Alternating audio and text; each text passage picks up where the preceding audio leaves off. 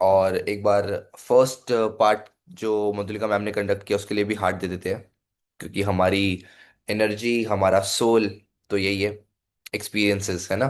कितने wonderful experiences थे, और हर एक्सपीरियंस से होप मिलती है, हर एक्सपीरियंस से पॉसिबिलिटी पता चलती है कि अगर हम न्यूट्रिशन यानी कि जो हमारे शरीर की ज़रूरत का सामान है उसे इस्तेमाल ठीक से किए करें, with diet and lifestyle education, तो क्या होने वाला है, ये सारे चेंजेस होने वाले हैं। और हमारी बॉडी को, इस अमेजिंग हेल्थ को भगवान ने जब भेजा था, बनाया था, तो हमेशा अच्छा रहने के लिए बनाया था, स्ट्रगल्स में रखने के लिए नहीं बनाया था। ये हमें समझ आता है, और डेफिनेटली उसी दिशा में हम बढ़ भी रहे हैं आगे, है ना।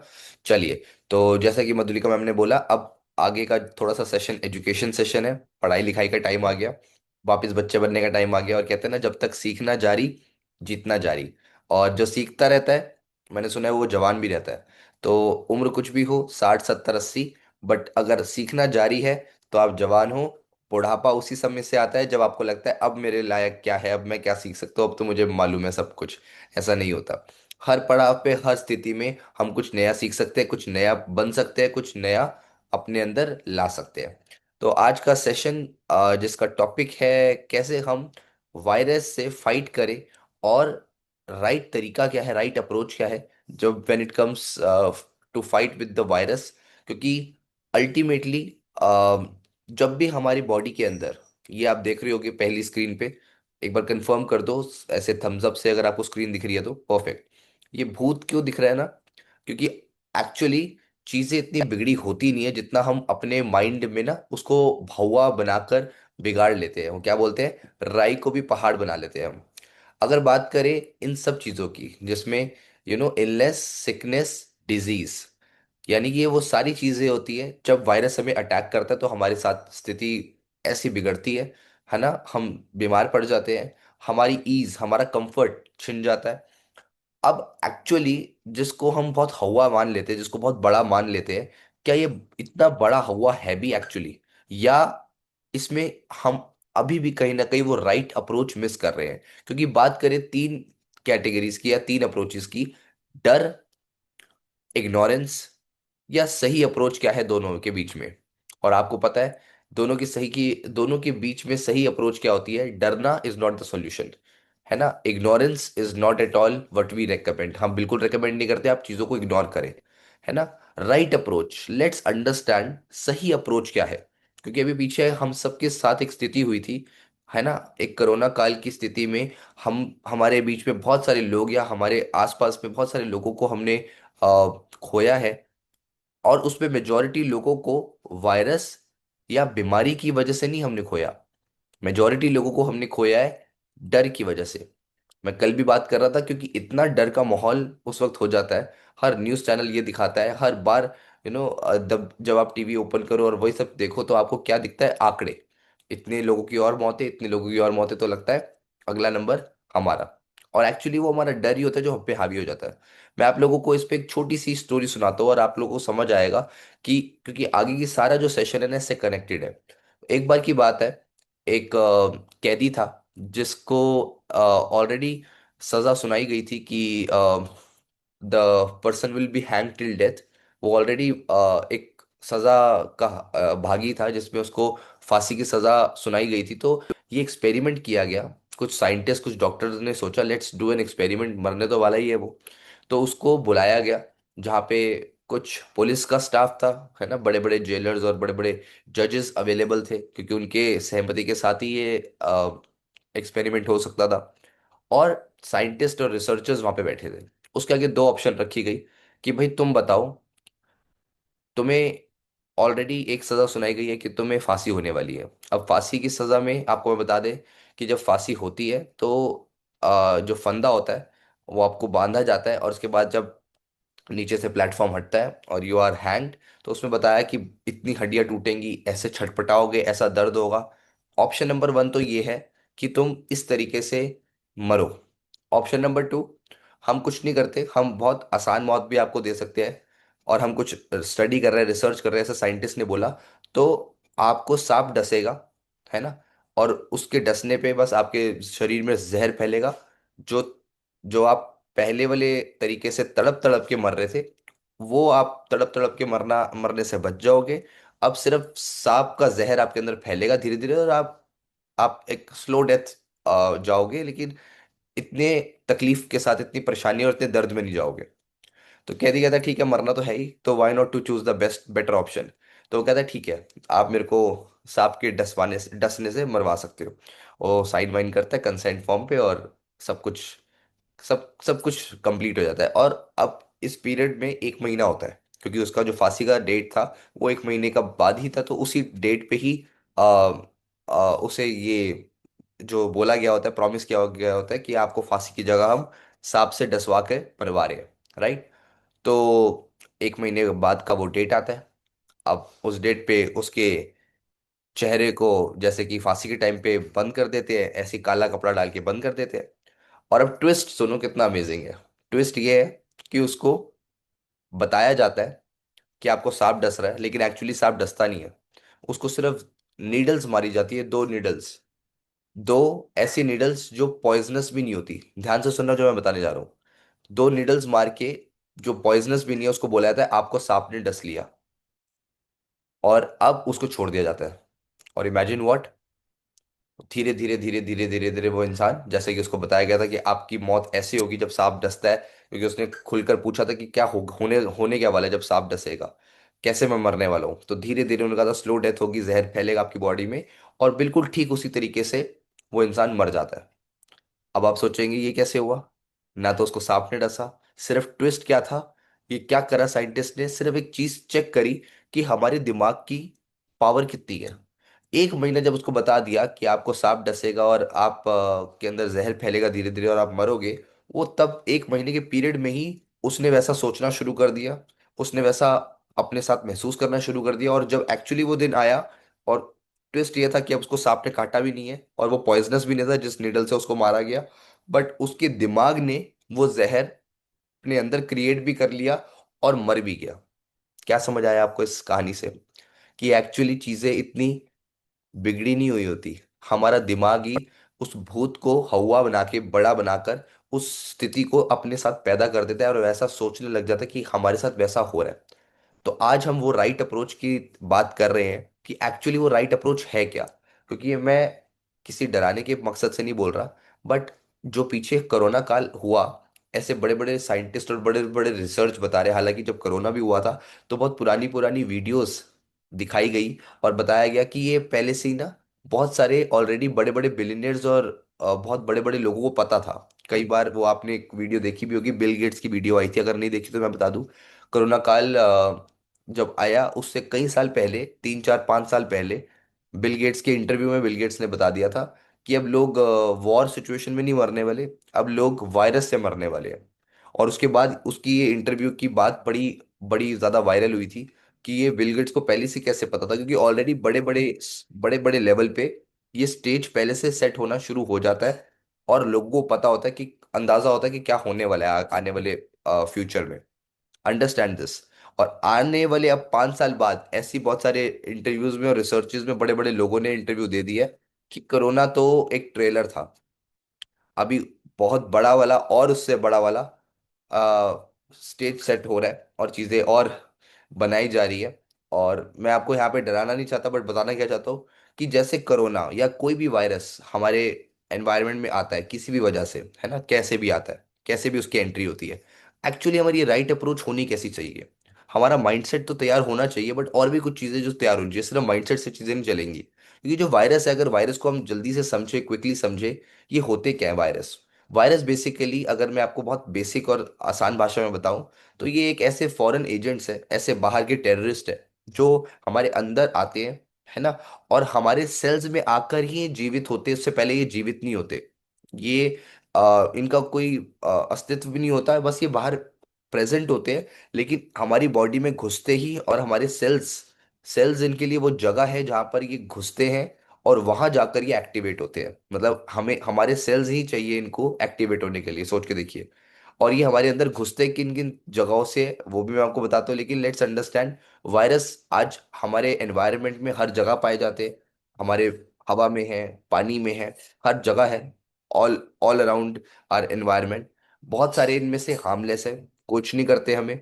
बहुत सारे यूजफुल भी है, कुछ बैक्टीरियाज यूजफुल भी होते हैं ना। जैसे आपने सुना होगा कि दही में भी बैक्टीरिया लगता है, तो वो बैक्टीरिया गट फ्रेंडली बैक्टीरिया होता है, अच्छा बैक्टीरिया होता है। और डेफिनेटली कुछ हार्मफुल होता है, और हार्मफुल की कैटेगरीज डिफरेंट हो सकती है। एंट्री कैसे होती है इनकी, what are the entry points, क्योंकि अभी कोरोना में हमने सीख लिया कि मास्क पहन लो, है ना, ऐसे बच जाओगे। कई लोगों ने हेलमेट ही पहन लिया पूरा, कई लोगों ने पूरी किट ही पहन ली। लेट्स अंडरस्टैंड, अगर अगर हमें एक्चुअली बचना है वायरस से, तो अगर हम एनवायरनमेंट में जो प्रेजेंट पार्टिकल्स है उसमें से अगर कुछ हार्मफुल बैक्टीरियाज को बचाना चाहते हैं, तो एक ही तरीका है। अगर आप ऊपरी तौर से बचाना चाहते हो, वो है आपको मम्मी बनना होगा, वो जो इजिप्ट में दिखाते हैं ना, एक लेप लगाकर पट्टी पहनकर एक कॉफिन में आपको दफन होना होगा, बिल्कुल जमीन के नीचे। तब जाकर आप 100% कह सकते हो कि हम बचे हुए हैं वायरस से, वायरस हमें अंदर हमारी बॉडी के नहीं आने वाला। क्योंकि हर समय हमारी स्किन का कोई भी हिस्सा, चाहे हम सिर्फ नाक से और मुंह से तो अपने आप को बचा लें, उसमें तो हम मास्क पहन लें, but what about years, what about skin, what about जो भी हमारा एक्सपोज्ड पार्ट होगा, वहां से इसने एंट्री लेनी ही लेनी है। इसीलिए ये तो गवर्नमेंट नॉर्म्स थी, तो हमें चालान हुआ, तो हमें कई बार बाहर मजबूरी में मास्क पहनना पड़ा। नहीं तो मास्क का कोई वो नहीं है, कोई लॉजिक नहीं है मास्क का, राइट। सो मैं आपको इतना ही बोलना चाहूंगा कि वायरसेस हमारे अंदर एंट्री लेते हैं हर तरीके से, हमारे माउथ, नोज, ईयर, स्किन से। ये आपको समझना होगा, वेरी वेरी इंपॉर्टेंट। और हमें इससे बचना नहीं, बच बच ऐसे नहीं सकते कि हम इसको अपने ऊपर कुछ कवर करके बच ले। हम बचना चाहते हैं तो उसका क्या अप्रोच होना चाहिए, आज हम उस पर बात कर रहे हैं, राइट। और ये लिविंग नहीं होते, मैंने बताया। ये कब कब जीवित होते हैं, जब ये हमारे सेल्स के अंदर, हमारे अंदर एंट्री करके हमारे सेल्स तक पहुंच जाते हैं। और इनका काम यही होता है, इनका मिशन यही होता है कि एंट्री लो और सेल्स तक पहुंचो, तभी अपने आप को जीवित रख पाएंगे और हमें डिस्ट्रॉय कर पाएंगे, राइट। इनका काम है हमें डिस्ट्रॉय करना। एक बड़ी इंटरेस्टिंग फैक्ट बता दूं मैं, बाय द वे, क्योंकि अभी पीछे ये हुआ भी था, लोगों ने टेस्ट किया, और लोगों ने कई बार, कुछ लोगों ने तो मस्ती भी करी। कुछ लोगों को कुछ हुआ नहीं था, बट वो गए और उन्होंने बोला जाकर, देखो जरा कोरोना टाइम में, देखो जरा हमें कुछ हुआ तो नहीं है कोई, मतलब उन्होंने बताया हमें कुछ चैलेंजेस चल रहे हैं, बट उस वक्त कोई भी टेस्ट हो रहा है, कोई भी डायग्नोसिस हो रहा है, और पता चल रहा है कि कोरोना है। क्योंकि जैसी हवा होती है ना, हर जगह वैसी बात होती है, हर जगह टेस्ट में वही आ रहा होता है। तो एक्चुअली जो सबसे अभी तक के एडवांस एक मशीनरी होती है जो वायरसेस को डिटेक्ट करती है, टेस्ट करती है, उसको बोलते हैं पीसीआर टेस्ट। इसका फुल फॉर्म है पॉलीमर्स चेन रिएक्शन टेस्ट। जिस इंसान ने ये मशीन बनाई है, उनकी पिक्चर मैंने आपके सामने स्क्रीन पे रखी है, डॉक्टर कैरी बी म्यूलिस। इनको नोबेल पुरस्कार मिला इस मशीन को बनाने के लिए। और एक अमेजिंग बात सुनिए, ये खुद, जिसने मशीन बनाई है, ये खुद, इनका एक स्टेटमेंट है, इनका कहना है कि हमारी मशीन, जो कि अभी तक की मोस्ट एडवांस मशीन है अभी तक की, वो कहते हैं कि हमारी मशीन कभी भी डायरेक्ट वायरस को डिटेक्ट नहीं करती, सिर्फ उसके जेनेटिक सीक्वेंस को एक तरह से टेस्ट कर सकती है, और एक अंदाजे बयां पे बता सकती है कि ये शायद ऐसा ही कुछ वायरस हो सकता है। ऐसा, मतलब ये वायरस एग्जैक्टली डिटेक्ट नहीं कर सकती कि इनकी मशीन में ऐसा एक्चुअली कोई टेक्नोलॉजी नहीं है कि वो बता दे कि इस इंसान को मलेरिया हुआ है, इस इंसान को डेंगू हुआ है, इस इंसान को कोरोना हुआ है। इनकी मशीन में ऐसा कोई भी आधुनिक वो नहीं है, टेक्नोलॉजी नहीं है, राइट। इनके इनकी मशीन सिर्फ एक जेनेटिक सीक्वेंस से अंदाजे बयां पे कुछ कुछ चीजें ऐसे अपडेट कर सकती है कि ये हो रहा है, तो पॉसिबिलिटी है ये हो, बट एक्यूरेट नहीं है। इनका खुद का ये स्टेटमेंट रिकॉर्डेड है। और आज जो मैं आपसे बात करने वाला हूं, वो है, आप देख पा रहे होगे, 1 वीक वर्सेस 7 डेज। क्योंकि जब हमें बुखार होता है, क्योंकि अभी भी ये जो स्थिति चल रही है जिसमें एक एक मौसम बदल रहा है ना, हम सर्दी से गर्मी की ओर बढ़ रहे हैं। हर बार सर्दी से गर्मी या गर्मी से सर्दी की ओर बढ़ते हैं, तो हमारी बॉडी का इम्यूनिटी पावर डाउन जाता है। And very very important, note this down, इस टाइम पे खांसी, जुकाम, थोड़ा थोड़ा बुखार, ये सब होता है हमें। अब इंटरेस्टिंग बात, जब ऐसा कुछ होता है, तो हमें एक ही सहारा पता चलता है, या हमें अवेयरनेस के तौर पे या डराने के तौर पे बताया गया है कि you need to have chemicals, you need to have medicine. और ध्यान से सुनिए जो आज मैं बताने वाला हूँ। आपको बुखार हुआ, आपको कफ हुआ, आपको लूज मोशन हुए, कुछ भी हुआ, आप दवा खाते हो तो आप 1 हफ्ते में ठीक हो जाते हो, और अगर आप दवा नहीं खाते हो तो आपको 7 दिन लग जाते हैं ठीक होने में। दोबारा सुनेंगे।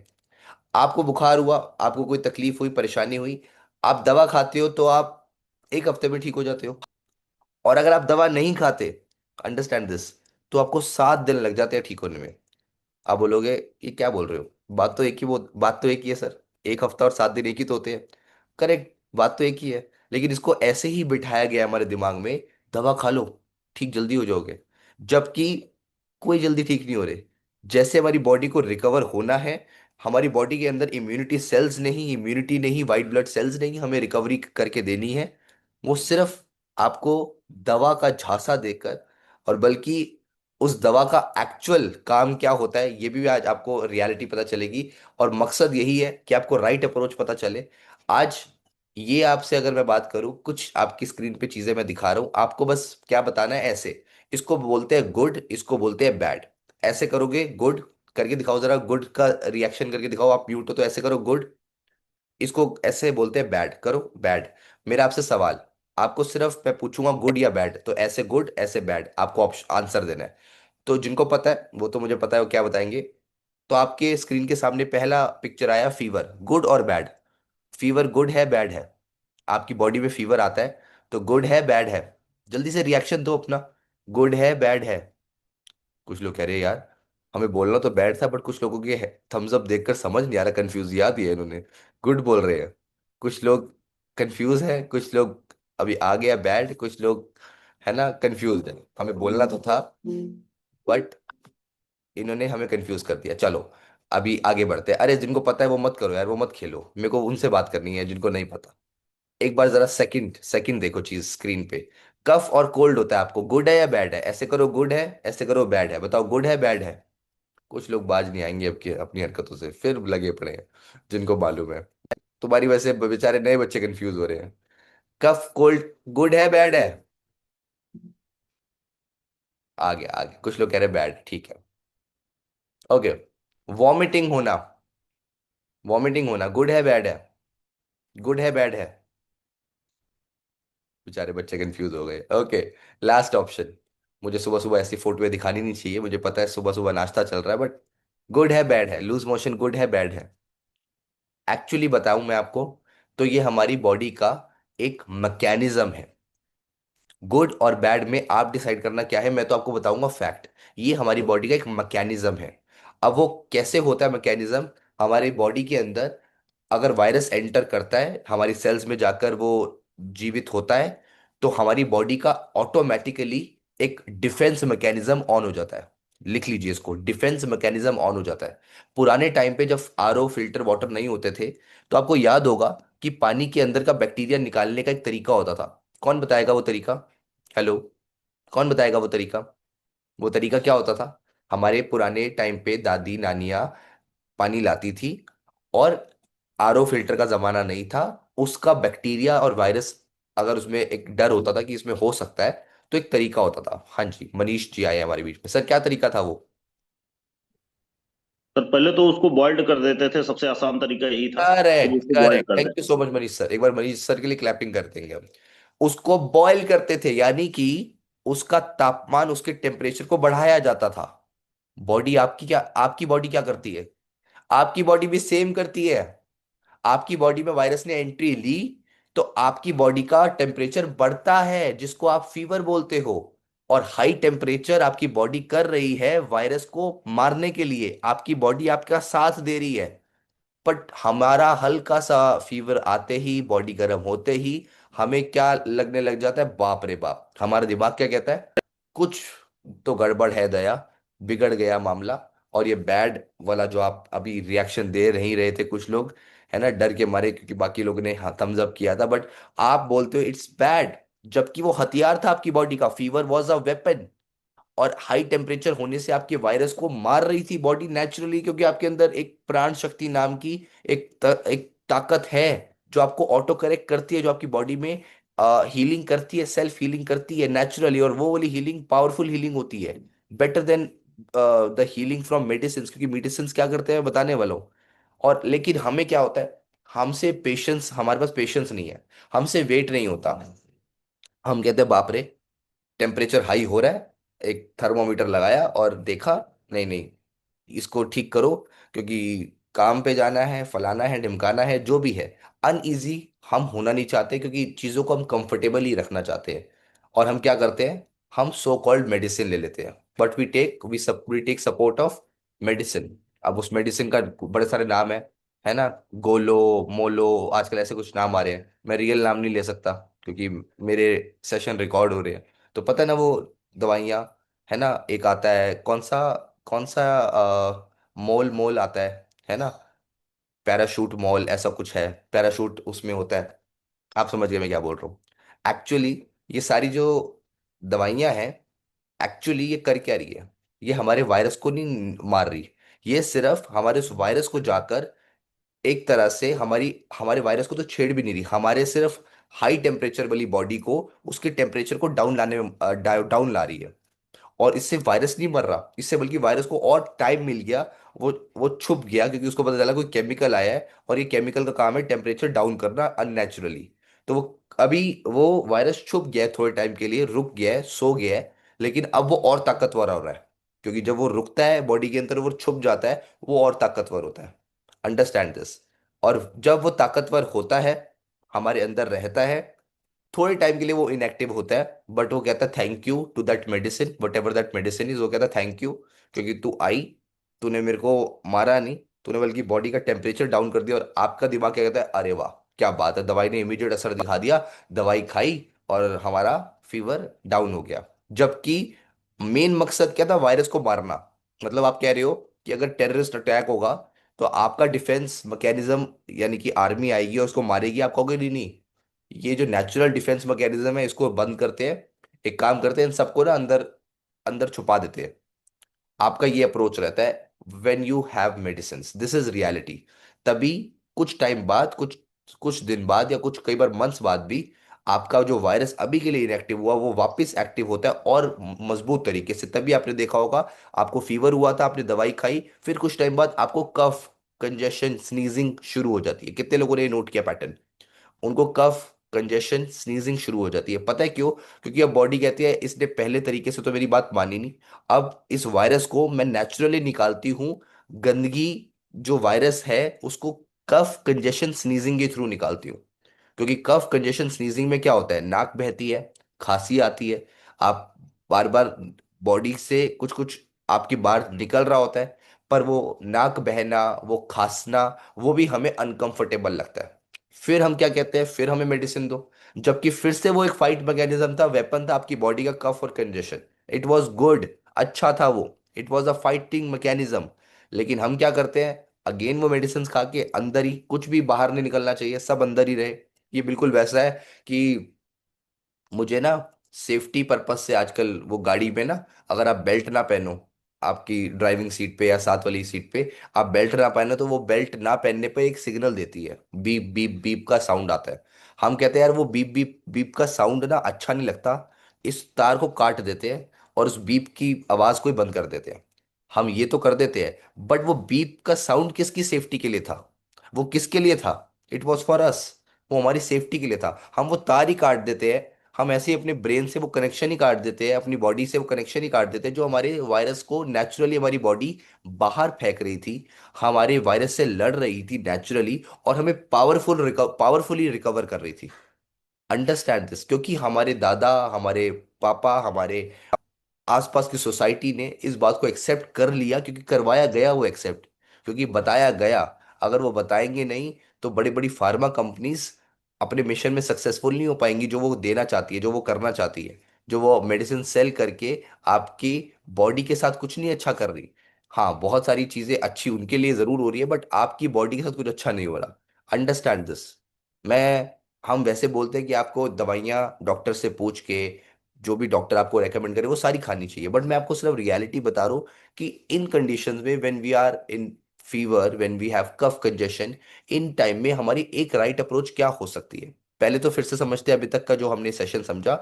वायरस हमारी बॉडी में एंटर हुआ, अब हमारे वायरस मतलब वो बाहर के फॉरेन एजेंट्स जिसने अंदर एंट्री करते कुछ अनवांटेड एक्टिविटीज करी, कुछ कुछ डिस्टर्ब किया मेरे सेल्स को, मेरी बॉडी को एक सिग्नल मिला, मेरे ब्रेन तक वो सिग्नल पहुंचा, और मेरे ब्रेन ने कहा कि चलो इनका टेम्परेचर हाई करके इनको फीवर करते हैं, इनका इनका वायरस किल करते हैं, इनको इनको मदद करते हैं। पर हम क्या करते हैं, हमने दवाइयां खाई, उस वायरस को बचाया, और अपने अपने उस तार को काटा जो हमारा डिफेंस मैकेनिज्म था, उसने हमने उस कम्युनिकेशन को काट दिया कि बंद करो ये कम्युनिकेशन। अंदर उस टेररिस्ट को और पनाह दी, और पनाह देते देते वो और मजबूत हुआ और दमदार हुआ, और हमारे अंदर इम्यूनिटी को पुअर करने लगा। हमारे फीवर से जर्म्स वीक होने थे, टॉक्सिन्स बर्न होने थे। ये काम था फीवर का, एलिमिनेट टॉक्सिन्स, बूस्ट इम्यूनिटी, ये सब करता फीवर हमें नेचुरली। और अगर आप लोगों को डर है, अरे यार आप बात कैसी बोल रहे हो, फीवर होता है, हम चेक करते हैं, डर जाते हैं, 100 101 पे डर लोग डर जाते हैं। तो फीवर का भी मैं आपको रियलिटी बता दूं, normal is 98.6, mild is 101.3, moderate moderate पे आप पहुंचोगे 102 पे, मॉडरेट पे। लेकिन 102 तक भी वेट नहीं करते हम, तो 100 पे होते ही दवाइयां खाने लग जाते हैं। Understand this. स्ट्रॉन्ग 104, मेजोरिटी लोगों ने यहाँ पे नहीं देखा होगा ये वाला लेवल। सीवियर 105, इस तक जाओगे तब तक तो पहुंच ही नहीं पाओगे, मैंने कहा ना, सीवियर तब माना जाएगा। डेंजरस इज 105 के ऊपर, और लाइफ थ्रेटनिंग इज 107 से भी ऊपर। तो लोग जो घबरा जाते हैं कि 100 पे ही हमें खा लेना चाहिए दवा, अब इनफ हो गया, या 101 पे तो मतलब बस भूचाल आ गया हमारी हमारी जिंदगी में, 107 तक अगर आपका वो टेम्परेचर बढ़ नहीं रहा तो यू हैव टाइम। आप अपनी, और मेजोरिटी लोग मैंने बोला ना, मतलब 99% कोई ऐसा मेजोरिटी लोगों को चैलेंज होगा नहीं।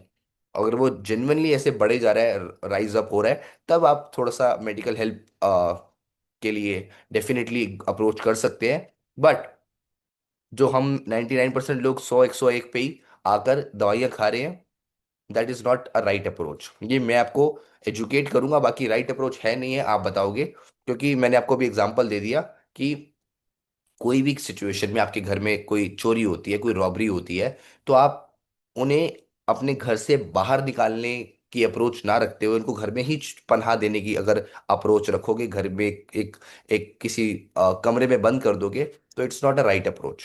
राइट। तो आपको वायरस को अपनी बॉडी से अगर निकालना है नेचुरली, तो आपको किन बातों का ध्यान करना होगा, आपका बॉडी आपके साथ है, आपको वो हथियार देता है, फीवर, कफ कंजेशन, वॉमिटिंग और लूज मोशन के थ्रू आपके अंदर से वो टॉक्सिन्स निकलते हैं। तभी हमारे क्लब में जब शुरुआत में लोग हमारा ये एनर्जी ड्रिंक पीते हैं, ब्रेकफास्ट लेते हैं, आज भी हमारे अभी ब्रेकफास्ट सेंटर में कुछ नए लोग होंगे, तो इनिशियली कुछ लोगों के साथ, हर किसी के साथ नहीं बट कुछ लोगों के साथ ऐसे सिचुएशन होती है, कुछ लोग अनकंफर्टेबल होते हैं, कुछ लोगों को लूज मोशन या वॉमिटिंग होती है, जिसके बाद हम क्या बोलते हैं उन्हें, कॉन्ग्रेचुलेशंस, आपकी आपका डिटॉक्स हुआ है।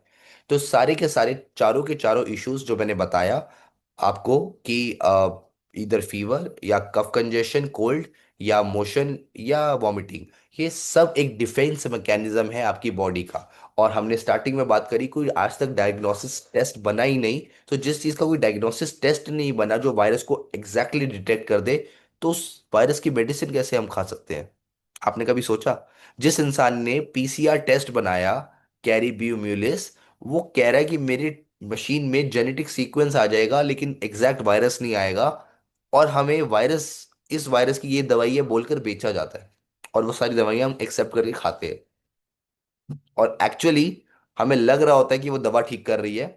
वो जो मैंने आपको स्टार्टिंग में एक कहानी सुनाई थी कि उसको लग रहा था उसको जहर, उसको सांप ने काटा है, पर सांप ने काटा नहीं था उसको, उसके दिमाग ने वो जहर बनाया।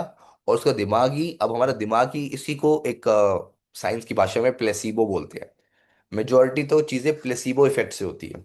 आपको लगता है कि वो दवा ने असर कर दिया, बट एक्चुअली दवा तो क्या कर रही है मैंने बता दिया, दवा तो सिर्फ अननेचुरली आपके उस टेम्परेचर को डाउन ला रही है, या आपके इमोशन को रोककर दूसरे तरीके से आपके टॉक्सिन्स को बढ़ा रही है, और आपके दिमाग का कनेक्शन काट रही है आपकी बॉडी से।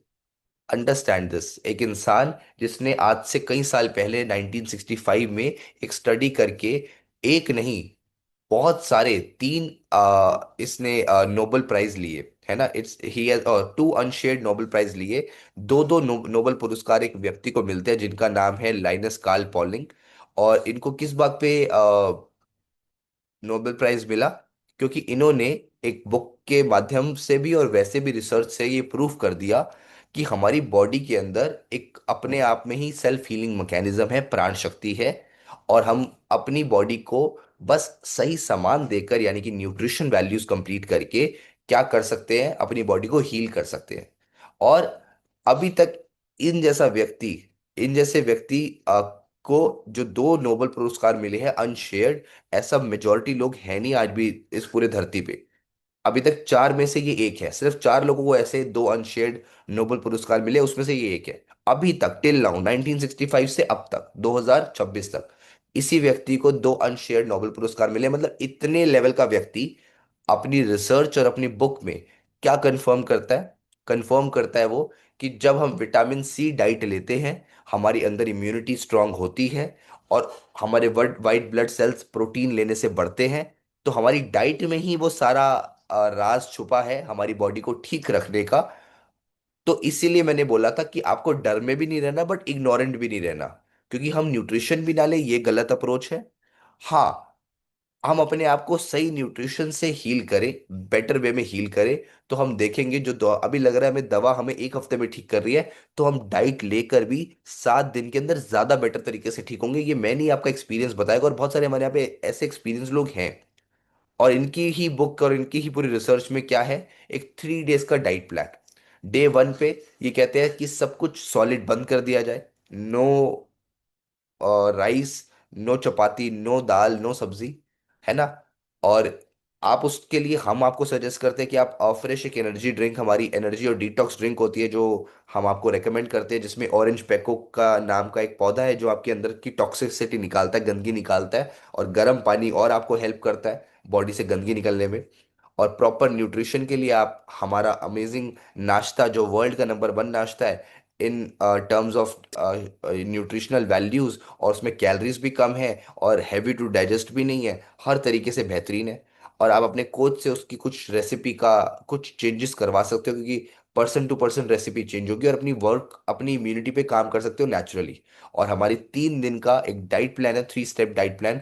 इसको अपने कोच से आप ले सकते हो, ये आपके कोच के पास अच्छे से है, और आपका कोच आपको गाइड करेगा। जिसमें डे 1 अगर आपको ऐसा कुछ चैलेंज आता है तो व्हाट वी रेकमेंड, आपका वेट लेट से 70 किलो है, तो मल्टीप्लाई बाय 30, तो 70 मल्टीप्लाई बाय 30, 2100, 2100 ml। आपको इनमें से कोई एक चीज, कोई अपनी अपनी इम्यूनिटी को स्ट्रांग करने के लिए, पावरफुल करने के लिए, या तो फ्रेश ऑरेंज जूस, या मौसम्बी जूस, या पाइनएप्पल जूस, या नारियल पानी, इनका कॉम्बिनेशन भी हो सकता है, क्योंकि लेना सिर्फ 2100 ml ही है डे 1 पे। बाकी अपना मील में शेक रखना है, फ्रेश पीना है, पानी पीना है भर भर के, उसका तो है ही है। साथ में ये आपको आपको मेडिसिन के तौर पे ये रखना है जूसेस, मौसम्बी जूस, पाइनएप्पल जूस, या कोकोनट वाटर, इनमें से कोई एक चीज। Day 2, by the way, day 1 पे हमारा अभी तक का एक्सपीरियंस, क्योंकि मैंने 10 साल से, जब से ये मैंने पहली बार सेशन लिया था, तब से मैंने भी कभी दवा नहीं खाई फीवर पे, कफ कोल्ड पे, कंजेशन पे, या बड़े से भारी चीज़ें हुई,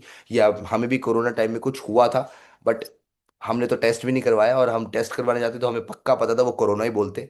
हमारी भी हेल्थ बिगड़ी थी हमारी, मतलब मेरी, सुशील सर की, अंजना मैम का चीज़ें ठीक रही, बट मेरी और सुशील सर की बहुत हालत बिगड़ी। बट अपने आप को हमने क्या किया, इसी डाइट प्लान के थ्रू बेटर किया।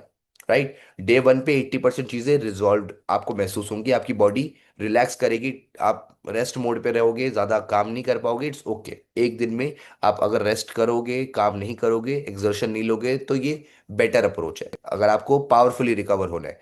डे 2 पे आकर अब आप मल्टीप्लाई बाय 30 की जगह मल्टीप्लाई बाय 20 करेंगे, 70 मल्टीप्लाई बाय 20 तो 1400। अब आपका 1400 ml इनमें से कुछ एक चीज होनी चाहिए। साथ में आप अपने वेट से मल्टीप्लाई बाय 5 उतने ग्राम कुछ फ्लूइड फ्रूट्स और वेजिटेबल्स खा सकते हैं, जिसमें options are cucumber, tomato, mosambi, orange, pineapple. Again fluid मतलब जिनमें वाटर कंटेंट भी हो और विटामिन सी भी हो। और आप 2 डेज में, मैं अपने पर्सनल एक्सपीरियंस से बताऊंगा, एजुकेट करूंगा, आप बहुत हद तक बेहतर महसूस करेंगे। लेकिन इसका ये मतलब नहीं 3rd डे की डाइट फॉलो ना करें। 3rd डे पे आकर आप कुछ सॉलिड डाइट में ले सकते हैं। फिर इसमें आप अपना जो ड्रिंकेबल्स है वो मल्टीप्लाई बाय 10, यानी कि आप 70 × 10, 700 ml तक कुछ ना कुछ इनमें से लें। ऑरेंज जूस, मौसम्बी जूस, पाइनएप्पल जूस, या कोकोनट वाटर। साथ में आप फ्लूइड वेजिटेबल्स फ्रूट्स भी रखें।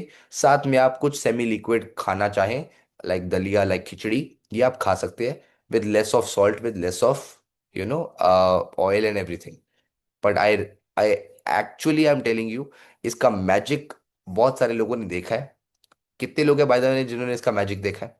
How many people have seen the magic? उन्होंने अपने बच्चों को ट्राई करवाया है। इन लास्ट 2-3 मिनट जल्दी से कुछ लोगों से पूछते हैं कि उन्होंने क्या इसका मैजिक देखा, शॉर्ट में सिर्फ आपका नाम और इस डाइट का मैजिक आपको बताना है। हाय, मेरा नाम जसप्रीत है। Good morning. Hi Jaspreet ji. Sir, मुझे 4 इयर्स हो गए इस कम्युनिटी में। और अभी आपने जितने चैलेंजेस बताए वो सारे मुझे आते थे एवरी 3 मंथ्स के बाद। और अब एक बार ही वायरस आता था तो मैं मेडिसिन ले लेती थी फर्स्ट डे, और वो एवरी टाइम एक्सटेंड होके बढ़ के आता था। तो आफ्टर इस कम्युनिटी में कनेक्ट करने के बाद मैंने आपने जो भी विटामिन सी डाइट बताई है 3 डेज की, वही फॉलो करती हूँ आज तक, और एक दिन में ही रिकवरी पूरी हो जाती है। और मैं लेकिन अपने तीन दोनों दिन, छोटे बच्चों तीन को दिन भी फिर यही भी डाइट पूरा प्लान देती प्रॉपर फॉलो करते हैं, राइट? एक दिन हूँ। में हंड्रेड रिकवरी वैसे परसेंट बॉडी बताती है, बट हम 3 दिन फॉलो करते हैं, राइट? बिल्कुल बिल्कुल। ग्रेट। और आपने अपने बच्चों को भी दिया था, मैं राइट? अपने बच्चों को भी देती हूँ ये, वो भी कोई मेडिसिन नहीं लेते हैं, अब इसी क्या से एज है ठीक आपके हो बच्चों जाते की? हैं। मेरे बच्चे 9 और 13 इयर्स के थे तब से इस न्यूट्रिशन और कम्युनिटी से नहीं। ग्रेट। तो ऐसा कॉन्फिडेंस एक माँ का जो अपने बच्चों तक को दे रही है, और आज वो कह रही है कि हम इसी से रिकवर कर रहे हैं पिछले कितने सालों से लगभग। 4 इयर्स से। और कॉन्ग्रेचुलेशन। आज इम्यूनिटी इतनी अच्छी है कि टचवुड अभी तक कुछ नहीं हुआ, नहीं तो मैं घर में वो पर्सन थी जो सबसे पहले बीमार होती थी। Congratulation, thank you so much Jaspreet जी।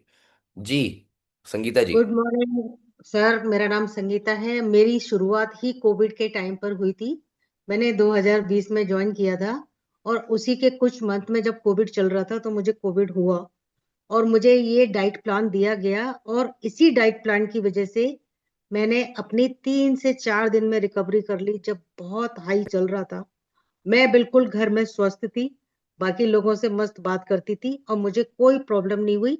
और सिर्फ अकेली घर में थी, बच्चे मेरे दोनों बाहर थे, और मैं अकेली थी। मैंने अच्छे से रिकवरी की अपनी।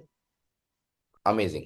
Thank you so much Sangeeta ji. तो मैंने आपको डिफरेंट एज ग्रुप से रिजल्ट सुनवा दिया है ना। संगीता जी हमारी गोल्डन एजर, जसप्रीत जी अपने बच्चों को देती हैं, और बहुत सारे लोग और भी हैं मुझे पता है, बट अभी टाइम की कमी है तो मैं आप सबसे तो बात नहीं कर सकता। बट डेफिनेटली आपके लिए फ्यूचर में आने वाले टाइम में कुछ भी चैलेंज आता है या आपकी फैमिली को चैलेंज आता है, द राइट अप्रोच आज के बाद एजुकेट आप हो चुके हैं, आप डिसाइड करेंगे। क्योंकि अल्टीमेटली हमारी बॉडी जो अपने आप में ही बहुत जादू, मैं बोलूँगा जादुई बॉडी है या चमत्कारी बॉडी है, जिसके अंदर प्राण शक्ति नाम से एक ताकत है जो हमें सेल्फ हीलिंग करके देती है नेचुरली, और बूस्ट करती है हमारी इम्यूनिटी को, जो हमें लाइफ लॉन्ग आगे मदद करती है अपने आप सक्षम है लड़ने के लिए। उसको कोई और चीज़ों की ज़रूरत नहीं है, वो कनेक्शन काटने की ज़रूरत नहीं है।